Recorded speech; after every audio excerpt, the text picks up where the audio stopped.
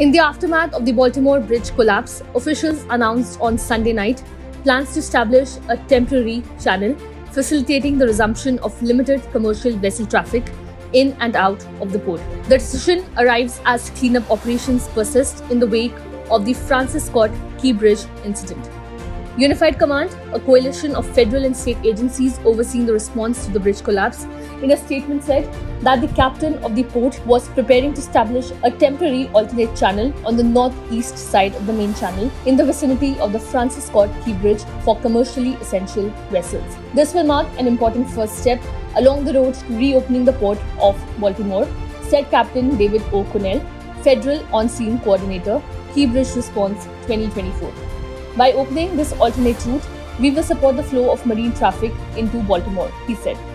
The temporary route will be marked with navigational aids and have a controlling depth of 11 feet, a 264-foot horizontal clearance and vertical clearance 96 feet, added the statement. However, the statement did not specify which vessels will be permitted to use the alternate channel or provide a timeline for its opening.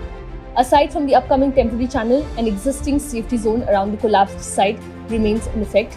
This, as per the statement, is intended to protect personnel, vessels, and the marine environment. Vessels and people are required to obtain permission from the COTP or a designated representative to enter the safety zone. As per media reports, a remarkably complex operation to clear the debris has begun at the incident site. The Port of Baltimore is a vital hub for trade to the US economy.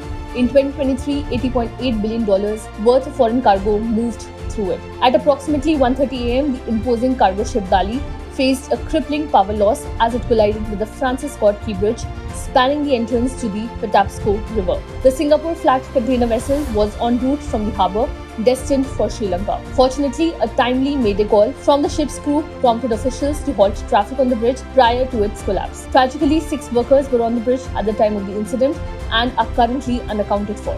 While the bodies of 2 workers have been recovered, the remaining individuals are presumed to have lost their lives.